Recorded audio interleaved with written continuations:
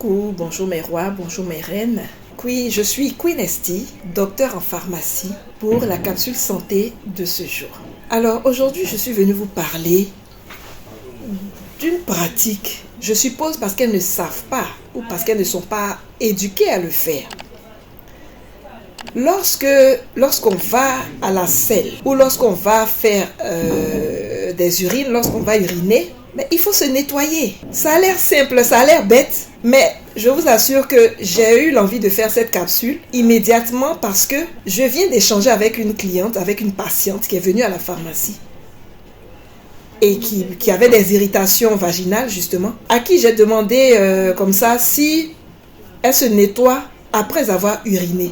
Et elle m'a dit non. Je dirais pas que ça m'a choqué, mais j'ai compris que les musulmans, ils ont cette éducation-là. En général, ils ont ce qu'ils appellent, leur bouilloire qu'ils appellent série daga. Quand ils finissent d'uriner, ils utilisent de l'eau, ils se nettoient à l'eau. Parfois même, vous voyez les chauffeurs de taxi qui descendent de leur taxi, ils urinent dans la ville, ce que je ne recommande pas. Mais ils prennent leur série daga et ils se nettoient à l'eau. L'eau n'est pas, nous qui ne sommes pas musulmans, on n'utilise pas régulièrement les séries d'aga là. On ne les utilise pas. Mais il y a le papier hygiénique. Quand on finit d'uriner, il faut prendre le papier hygiénique, une certaine quantité, en tout cas la quantité qui peut absorber les gouttes d'urine qui peuvent rester coincées au niveau de la partie génitale, au niveau des poils.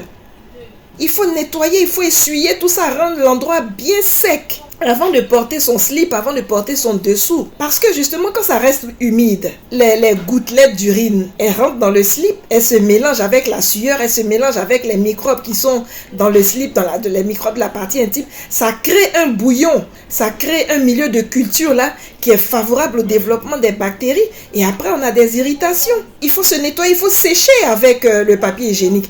Et même apprendre ça aux enfants dès le bas âge. Il faut apprendre à la petite fille à s'essuyer avec le papier hygiénique dès qu'elle finit d'uriner. Pour les selles, en général, c'est fait. Je veux dire, en général, on informe tout le monde, on éduque les enfants à se nettoyer le derrière quand on a fini de faire les selles. Mais cette même éducation est valable pour les urines. Parce que les urines sont irritantes. Les urines contiennent des produits chimiques, des substances chimiques qui irritent la peau. Faites l'expérience je ne vous recommande même pas, mais je pense que plusieurs personnes ont dû expérimenter cela.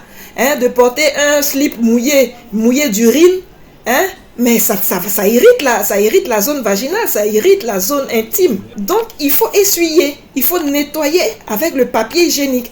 Prendre un certain nombre de carrés sur le papier hygiénique et puis tamponner sans frotter, parce que la zone vaginale est très, très sensible. Il faut tamponner un peu partout, histoire de sécher, de bien sécher, afin qu'il n'y ait plus de gouttelettes d'urine qui traînent là-bas. Et puis on porte son slip et on va vaquer à ses occupations. Donc voilà l'objet de ma capsule de ce jour. Il faut vraiment sécher la partie intime après les urines et après les selles.